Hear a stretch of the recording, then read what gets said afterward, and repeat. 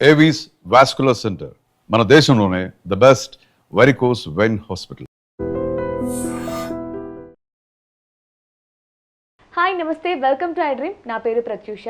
So ఈరోజు మనం హెర్బా వాలే Ayurveda and yoga private limited నుంచి ప్రముఖ హెర్బలిస్ట్ డి ఆంజనేయరాజు గారి దగ్గర ఉన్నాం. సో సార్తో మాట్లాడి ఎస్పెషల్లీ సమ్మర్లో వచ్చే హెల్త్ ప్రాబ్లమ్స్కి, అలాగే మెయిన్గా ఉమెన్స్లో వచ్చే హార్మోనల్ ఇంబ్యాలెన్స్ గురించి, అలాగే యూరినల్ ప్రాబ్లం గురించి, ఇలాంటి అన్ని కొత్త కొత్త విషయాలు తెలుసుకుందాం.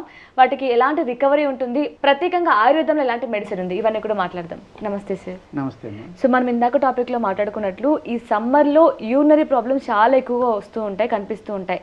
లైక్ మనం ఎన్ని వాటర్ తీసుకున్న సమ్మర్లో మన బాడీకి సరిపోవు, ఇంకా దాహం అనిపిస్తూనే ఉంటుంది.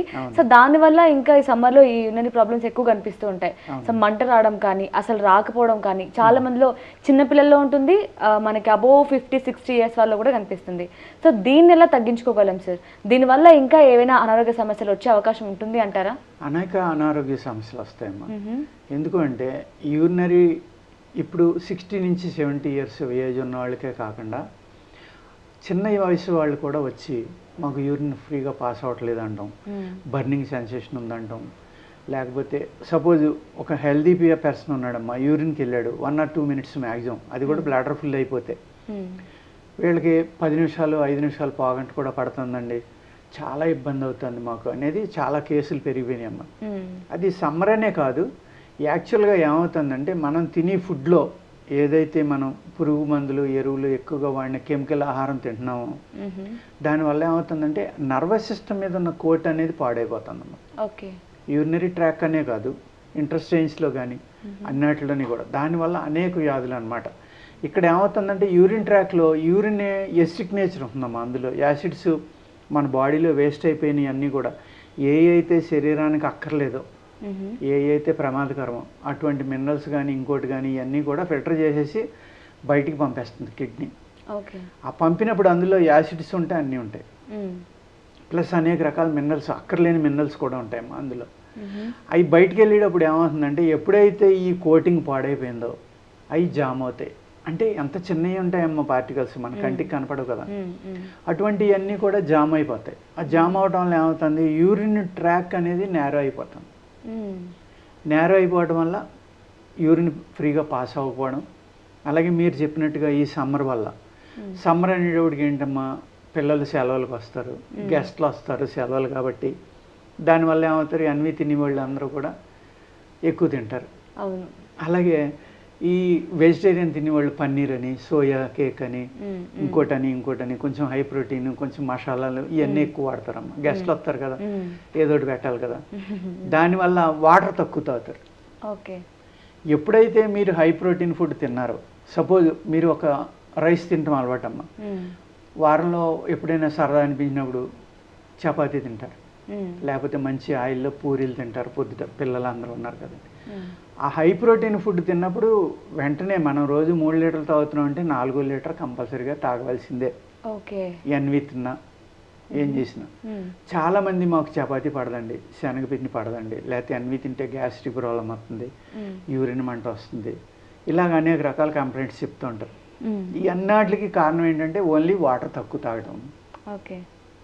మనం ఈరోజు ఎన్వి తిన్నాం, చపాతీ తిన్నాం, లేకపోతే మటన్ తిన్నాం, చికెన్ తిన్నాం, శనగపిండి మంచి బజ్జీలు కారంగా తిన్నాం, వెంటనే ఆ రోజు ఏం చేయాలంటే మంచం పక్కన ఒక వాటర్ బాటిల్ పెట్టుకుని, రోజు తాగేదానికంటే ఎక్స్ట్రా తాగాలి. నిద్ర పట్టదు, ఎందుకంటే అరగదు, గ్యాస్ పెరిగిపోతుంది పొట్టలో, గుండెలో మంట, కడుపులో మంట. వెంటనే శుభ్రంగా ఒక 1/2 లీటర్ నీళ్లు తాగమనండి, అలా 2 సార్లు తాగమనండి, ఆటోమేటిక్గా తగ్గిపోతుంది. ఓకే. అలా కాకుండా రోజు తాగినట్టే తాగామనుకోండి, పిల్లలు సమ్మర్లో పిల్లలు చాలా ఇంపార్టెంట్. వీళ్ళు ఏంటంటే ఈ ఫుడ్ గబగబా తినేస్తారు, నీళ్ళు సరిగ్గా తాగరు, వెళ్ళిపోతారు, ఆడుకుంటారు, మళ్ళీ వస్తారు, పడుకుంటారు అలసిపోయి. వాళ్ళ చేత బలవంతాన్నైనా నీళ్లు తాగించలేదు అనుకోండి, దానివల్ల డయేరియా రావడం, డయేరియా వచ్చిందని హాస్పిటల్ అయితే అవ్వడం, డీహైడ్రేట్ అయితే బాడీ, ఆ పిల్లడు నీరసపడిపోతే ఈ సమ్మర్ అంతా నీరసంగానే ఉంటాడు. అందుకు అనేక రకాల జాగ్రత్తలు తీసుకోవాలమ్మా. పెద్దలైతే ఏం చేయాలంటే డీహైడ్రేట్ అవ్వకుండా చూసుకోవాలి. ఎప్పుడైతే మీరు ఈ హై ప్రోటీన్ తినేసి వాటర్ తక్కువ తాగారో, ఈ రెసిడ్యూస్ ఉండిపోయినాయి అనుకోండి, డైజెషన్ అవ్వక దానివల్ల అనేక రకాల ప్రాబ్లమ్స్ వస్తాయి, బ్లాకేజెస్. అండ్ మెయిన్గా మనకి యూరినరీ ప్రాబ్లం అంటేనే వెంటనే గుర్తొచ్చేది కిడ్నీ స్టోన్స్. కిడ్నీ స్టోన్స్గా ఫామ్ అవుతాయి కిడ్నీలో. సో దానికెళ్ళి మీ దగ్గర ఏమైనా సొల్యూషన్ కానీ అసలు రాకుండా ఉండడానికి ఏమైనా ఉందా సార్ ప్రివెంటివ్? రాకుండా ఉండడానికి అంటేనమ్మా, ఇప్పుడు యూరినరీ ట్రాక్ ఇన్ఫెక్షన్ కానీ లేకపోతే కిడ్నీ ఫిల్టరేషన్ కానీ ఎలా ఉందనేది ఎప్పటికప్పుడు చూసుకోవాలండి. కిడ్నీ స్టోన్స్ అనేది అవి అనేక పార్టీలో ఉంటాయమ్మా. కిడ్నీలో ఉంటాయి, యూరినరీ ట్రాక్లోకి వస్తాయి, గాల్ బ్లాడర్లోకి వస్తాయి, ఇలాగా కదులుతూ ఉంటాయి అవి. కొంతమంది ఎవరైతే ఈ ఎన్వి ఎక్కువ తినే వాళ్ళు ఉంటారు కదమ్మా, వాళ్ళు చాలా జాగ్రత్త తీసుకోవాలి. ఎన్వి అంటే ప్రత్యేకంగా చిన్న చేపలు, ఫిష్లో ఎక్కువ ఉంటుందమ్మా. ఇప్పుడు గోదావరి జిల్లాలో ఉన్నాయనుకోండి, విపరీతంగా ఫిష్ కానీ ప్రాన్ కానీ క్రాబ్ కూడా తింటారు బాగా. ప్రాన్ క్రాబ్ ఇది హైయెస్ట్ కాల్షియం ఉంటున్నాం. మన శరీరానికి కావాల్సిన దానికన్నా ఎక్కువ కాల్షియం తీసేసుకోవడం వల్ల. అదేవిధంగా ఇప్పుడు ఒక ఏజ్డ్ పీపుల్ ఉన్నారు, 50 or 55 వచ్చినాయి, కీళ్ళ నొప్పులు ఉన్నాయండి, ఎముకల నొప్పులు ఉన్నాయండి, డాక్టర్ దగ్గరికి వెళ్తారు. డాక్టర్ గారు ఏం చేస్తారు, 500 mg శల్కాలో ఇంకోటో ఎదుటి పెడతారు. అమ్మ కాల్షియం తగ్గుతుంది ఈ ఏజ్లో. స్త్రీల్లో ప్రత్యేకంగా మెనోపాజ్ టైంలో ఈ మినరల్ డెఫిషియన్సీ అనేది వస్తున్నాం. ఆ టైంలో కాల్షియం తగ్గిపోతుంది. కాల్షియం తగ్గకుండా ఉండాలని డాక్టర్ గారు పెడతారు. అది 2 నెలలు 3 నెలల్లో పెట్టి మానేయాలి. వీళ్ళు ఏం చేస్తారు, ముసలితనం వచ్చి కొద్ది కాల్షియం మంచిది అన్నారు కదా అని కంటిన్యూ మిగులుతానే ఉంటారు సంవత్సరాల తర్వాత. అప్పుడు ఏమవుతుందమ్మా, బాడీ అబ్జర్వ్ చేసుకోగా మిగిలిన కాల్షియం బయటికి వెళ్ళలేదు అనుకోండి, అప్పుడు అది అనేక ప్రాంతాల్లోకి వెళ్ళడం జరుగుతుంది. దానివల్ల కిడ్నీ స్టోన్స్ రావడానికి అవకాశం ఉంది. అలాగే టమోటా ఇష్టం అని విపరీతంగా తింటారు చాలామంది. అది టమోటా అనేది, టమోటా పైన తొక్క, దాని లోపల గింజ, ఈ రెండు అరగవమ్మ. అవి రెండు కాల్షియం స్టోన్స్ కింద ఫామ్ అవడానికి అవకాశం ఉంది. యాపిల్కాయ తొక్క కూడా. కానీ యాపిల్ దానిపైనే ఉంటుంది మొత్తం అంతా మనకు కావాల్సింది, మన బాడీకి కావాల్సింది అని చెప్తూ ఉంటారు కదా సార్. ఆ తొక్క అనేది డైజెషన్ అవ్వదు. డైజెషన్ అవ్వదు, రేపొద్దున ఎక్కడైనా బ్లాకేజ్ వస్తే అక్కడ కాల్షియం. అలాగే మన శరీరం యొక్క మెకానిజం ఏంటంటే, మీరు తిన్న ఆహారంలో ఏదైనా ఒక ఇసుక రేణువు లాంటిది, ఒక బోన్ లాంటిది, ఒక డైజెస్ట్ అవ్వని పదార్థం వెళ్ళి ఎక్కడైనా అడ్డుపడ్డం అనుకోమా, దానివల్ల శరీరానికి అడ్డం లేకుండా, శరీరం ఇబ్బంది పడకుండా ఏం చేస్తుందంటే దానిపైన కాల్షియం కవరేజ్ అనేది చేసేస్తుంది మన శరీరం. ఆ కవర్ చేసి ఎక్కువ పంపింది అనుకోండి, ఆ స్టోన్ అలా పెరిగిపోతే వెళ్ళిపోతుంది. అలాగే కిడ్నీ స్టోన్స్ అంటే ఓన్లీ కాల్షియమే కాదమ్మా. ఇప్పుడు శుక్రం రిలీజ్ అవ్వలేదు, మధ్యలో ఆగిపోయింది, దాన్ని ఏదో ఒకటి చేయాలి కాబట్టి కిడ్నీలు ఏం చేస్తాయి, అక్కడ కాల్షియం పంపి దాన్ని బ్లాకేజ్ చేస్తాయి. దానివల్ల నష్టం లేకుండా అందులో ఉన్న సెల్స్ చనిపోయేది పసు కింద ఫామ్ అయితే ఇబ్బంది కదమ్మా, అందుకు దాన్ని కవర్ చేసేస్తాయి. ఇలాగా బాడీ మెకానిజంలోనే మనకి ఏదైనా అడ్డొచ్చిందాన్ని కవర్ చేయొచ్చు దాన్ని. ఓకే, సో చూస్తుంటే మనిషి శరీరం ఎంత సెన్సిటివ్ సార్. ఏమైనా ఎక్కువ తిన్నా ప్రాబ్లమే, తక్కువ తిన్నా ప్రాబ్లమే, అసలు తినకపోయినా ప్రాబ్లమే, అసలు ఏం చేసినా మిస్టేకే వస్తుంది. బట్ ఏది తెలుసుకొని ఏది ఎంత చేయొచ్చు, ఎప్పుడు ఏం చేయాలనేది ఇంపార్టెంట్ కదా. చాలా ఇంపార్టెంట్ అమ్మా. సెన్సిటివ్ కాదమ్మా శరీరం, అద్భుతమైన మెకానిజం ఉంది బాడీలో, చాలా అద్భుతం. కానీ దానికి అవకాశం ఇవ్వట్లేదు మనం. తన పని తాను చేసుకునేలాగా అవకాశం ఇచ్చి ఈ కెమికల్స్ ఈ అనేది తగ్గించుకుంటే కనుక తన శరీరాన్ని తనే బాగు చేసుకుంటున్నాం. శరీరంలో అద్భుతమైన మెకానిజం ఉంది, రికవరీ కెపాసిటీ ఉంది. కానీ దానికి మనకు అవకాశం, దాన్ని అలా పాడు చేస్తూనే పోతున్నాం కాబట్టి ఇన్ని రకాల ప్రాబ్లమ్స్ ఉంటున్నాయి.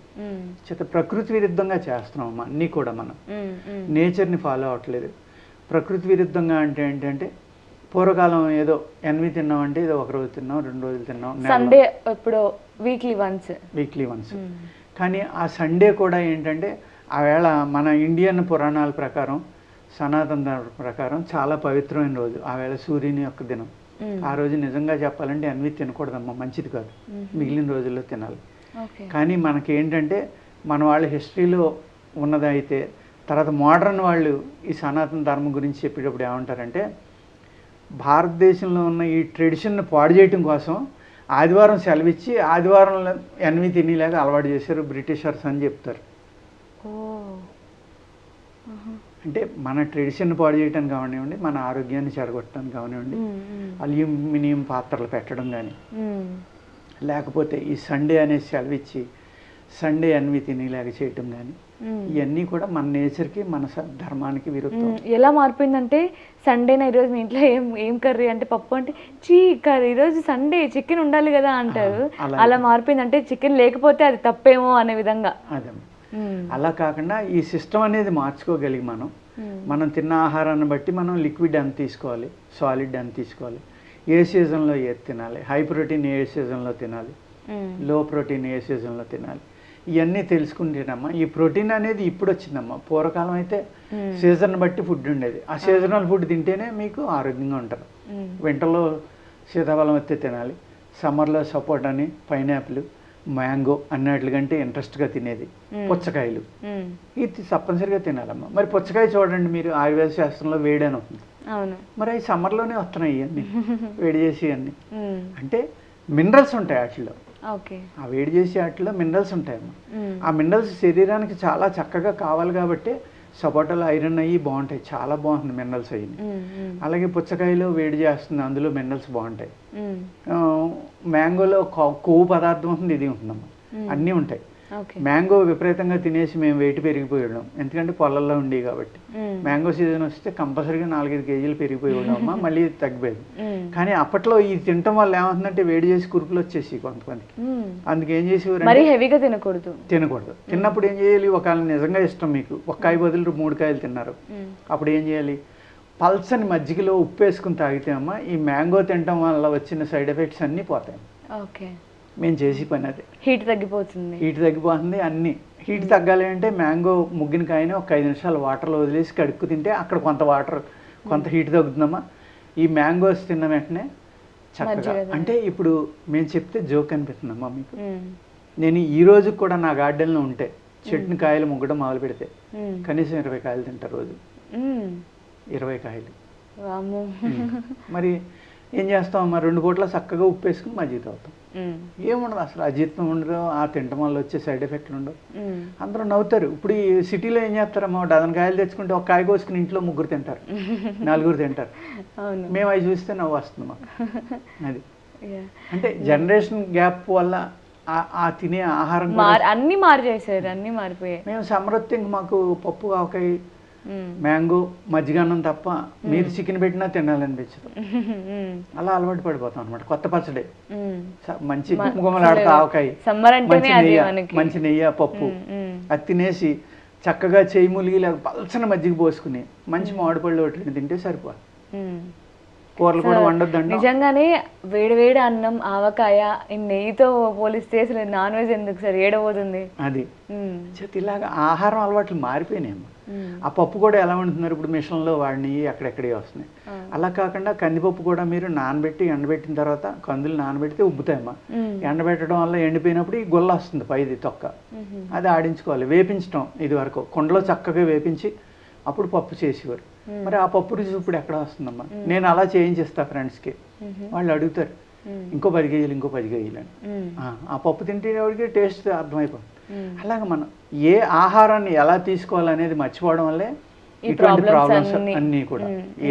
ఏదైనా సరేనమ్మా, యూరినరీ ఇన్ఫెక్షన్ అవనండి, లేకపోతే ఏది తినకూడదో అది తింటాం, ఏది తాకూడదో అది తాగుతున్నాం, దానివల్ల ఇటువంటి ప్రాబ్లమ్స్ అన్నీ వస్తున్నాయి. Nice sir, thank you so much sir. So అంటే సమ్మర్ వచ్చింది, నాన్ వెజ్ తినకూడదేమో, హీట్ పదార్థాలు తినకూడదేమో అనేం కాదు. ఎంత మోతాదులో తీసుకోవాలి అంత మోతాదులో తీసుకోవాలి.